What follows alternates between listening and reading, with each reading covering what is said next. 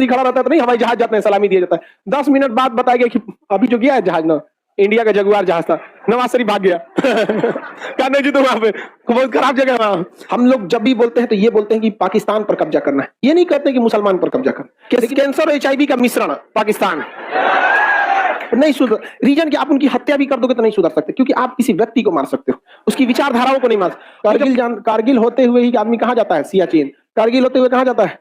सियाचिन जाया जाता है। किसी को कोई दिक्कत नहीं है, कारगिल होते हुए कहां जाएंगे? सियाचिन। तो इन लोगों ने, पाकिस्तानियों ने कहां कब्जा कर लिया था? कारगिल में। कारगिल में 1999 में कारगिल की पहाड़ियों पर ये घुस गया 1999 में। समझा गया कि नहीं? अब 99 में भारत की भी कहीं लापरवाही रहती है। बताइए, सियाचिन में घुसा तो विदेशी पर्यटक से मिला, कारगिल में घुसा तो काशी नामदयाल नामक एक चरवाहे से मिला। ये भारत की भी गलती रहती है। यहाँ पर हम लोग कुछ ज्यादा बिलीव कर लेते हैं इन पाकिस्तानी और चाइनीजों पे। गलवान में घुसा तब हमको पता चला। कभी सुने भारत घुस गया? हाँ, नहीं जाते हैं लोग, सेना को डर नहीं लगता है। दिल्ली में जो बैठा है सब ना लुटियंस, दिल्ली में इन सब को डर लगता है यहाँ पर। अब क्या करेंगे इन लोग को? इन लोग को भी एग्रेसिव रहना चाहिए, लेकिन नहीं। यहाँ पे तो तासी नामदयाल ने बताया कि कुछ पाकिस्तानी उधर घुस गए हैं। तब तक पता चले कि कितने घुसे हैं, तब तक भारत के जितने भी बड़े पहाड़ी थे, चाहे वो आपका टोलोलिंग था, टाइगर हिल, द्रास, बटालिक, ये जितने बड़े पहाड़ी थे कारगिल के, वो सारे पहाड़ियों पर कब्जा किसका हो गया? पाकिस्तानियों का। और वो पोस्ट खाली थे सब। रीजन क्या? हम लोग के पहले से समझौता करके रखे थे कि ठंड के दिन में हम भी खाली कर देंगे, तुम भी खाली कर देना। और जस्ट 1 महीना पहले अटल बिहारी वाजपेयी गए थे पाकिस्तान और नवाज शरीफ से मिले थे। वहां पे बस यात्रा किए गए थे वहां पर नवाज शरीफ, तो पाकिस्तान ने घुसपैठ कर दिया। दिक्कत ये नहीं थी कि लड़ाई बहुत बड़ी थी, दिक्कत ये थी कि एकदम पहाड़ी पर बैठे थे और हम लोगों के बंकर में घुस के पूरी तरह सेटिंग करके एकदम अपने को खूब सेफ्टी ले लिए थे। अब कोई ऊंचा पहाड़ पर है, पूरा पत्थर लगा दिया, हल्का सा इतना गैप छोड़ा है, अब उस गैप से तो उसको पूरा एरिया दिख जाएगा और उसमें से बंदूक निकाल के पूरा बढ़िया से मार रहा है वहां पर। तो हम लोग की कैजुअलिटी बहुत ज्यादा हुई थी। अमूमन पहाड़ की कैजुअलिटी मानी जाती है, अगर ऊपर पहाड़ वाला पे 1 आदमी है तो उसको न्यूट्रल करने के लिए आपको कितने चाहिए? 9 आदमी चाहिए होते हैं। इतना पहाड़ की लड़ाई टफ होती है, क्योंकि उसको चढ़ना नहीं, वो आराम से खड़ा है और आपको चढ़ना है, उसको ढूंढना नहीं, वो आपको ढूंढ रहा है पहले से और आपको देखना पड़ेगा। पहाड़ी में उसी तरह के कपड़े पहन लेगा। हम लोगों की कैजुअलिटी 27 हो गई, 1:27, इतनी भयानक कैजुअलिटी। तो ये तो दगाबाजी के चक्कर में हुआ। उसके बाद बफोर्स तोप, जो जिसके ऊपर सबसे ज्यादा आरोप लगा था ये घोटाला है, तो इस बफोर्स तोप ने ही युद्ध में हम लोग को जीत दिलाई थी। इजराइल के कुछ गाइडेड बॉम्बर ने भी हम लोग को इस युद्ध में जीत दिलाई थी। इसका नाम रखा गया कारगिल को जीतने के लिए विजय ऑपरेशन, ऑपरेशन विजय और सफेद सागर, ऑपरेशन विजय और सफेद सागर। मुख्य ऑपरेशन का नाम विजय और एक तो दूसरा नाम सफेद, इसमें तलवार और राजीव। मुख्य ऑपरेशन का नाम विजय।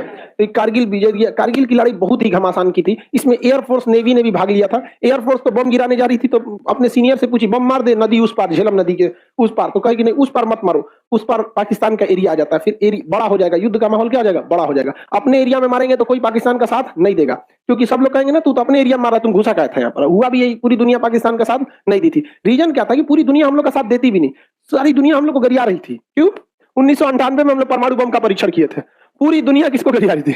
हम लोग। अब पाकिस्तान को भी गरिया रही थी। इसलिए अटल बिहारी वाजपेयी ने सबसे अच्छा डिसीजन यही लिया कि भाई उस साइड नहीं होना चाहिए, क्योंकि अंदर होगा तो लोग कहेगा भाई अपन अंदर बीमारी साफ हो रहा है हमारा। लेकिन अगर एयरफोर्स ने जो टारगेट सेट किया था वो एक्चुअली में नीचे नवाज शरीफ खड़े थे। अगर उसने परमिशन दे दिया मार दो, कौन उड़ा रहता है?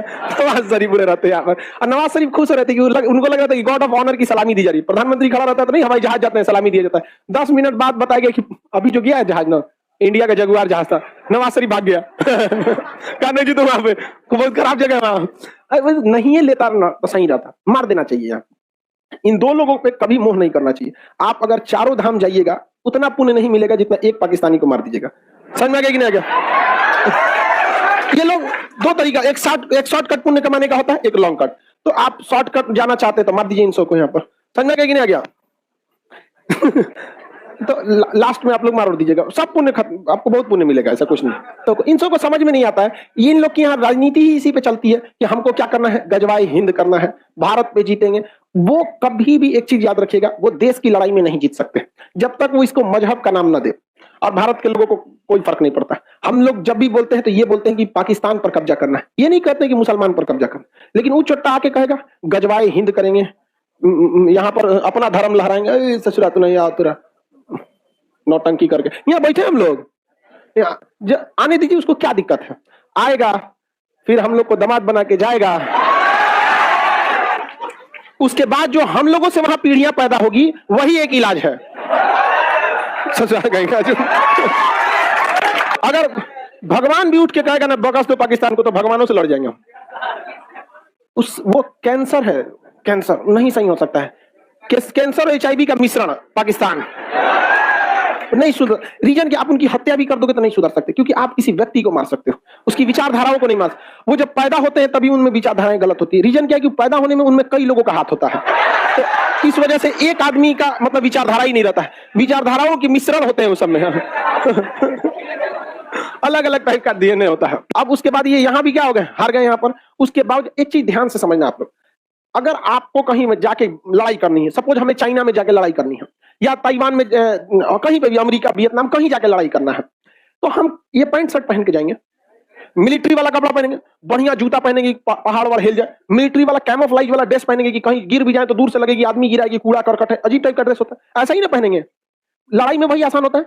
लेकिन कभी भी आप देखिएगा पाकिस्तानी जब आएंगे तो कुर्ता पैजामा पहनेंगे और ना टोपी लगाएंगे। आप रीजन समझो, वो लड़ाई करने नहीं आया है, वो मजहब दिखाने आया है। क्या दिखाने आया है? मजहब दिखाने। ये गड़बड़ बात रहता है। उन लोग को समझ, ये लोगों को समझाने, ये कहीं ना कहीं हमारी मिलिट्री और हमारी देश में जो मीडिया इस चीज को समझाने में भी असफल रही है। समझो यहाँ पर अगर इस चीज को हल्ला कर देंगे ना तो अगले दिन वो कुर्ता पहन के नहीं आएगा। समझ में आएगा कि नहीं आएगा? और कुर्ता पहन के नहीं आएगा ना तो पैंट शर्ट वाला कश्मीर में ऐसे ही पकड़ा जाएगा। तो वो उन लोग की चाल अलग होती है। वो हमेशा से किसकी तैयारी, मजहब की लड़ाई देना चाहते हैं, क्योंकि बहुत खराब नशा होता है। मजहब का नशा जो होता है बहुत खराब नशा। ये शराब 24 घंटा में उतर जाता है, ये कभी नहीं उतरता। इन लोग का कोई उपाय नहीं है। हम हिंदुस्तान में खुश हैं लोग। इंडिया ने क्रिकेट हार गई, बहुत बुरी तरह हारी। ये हम लोग की गलती थी, ओवर कॉन्फिडेंस था। पाकिस्तान बहुत उसके हिसाब से बहुत एक तरफा जीत गया, अच्छा तैयार किया था। वहां पर खेल है, हार जीत लगे रहता है। हम लोग भी कभी जीत जाते हैं। बट वहां का मंत्री कहता है कि, गृह मंत्री वहां का, क्या नाम है उसका, शाह करके कुछ, कुरैशी करके ऐसे, वो कहता है कि मतलब भारत के मुसलमान उनके साथ थे। आपको क्या लगता है?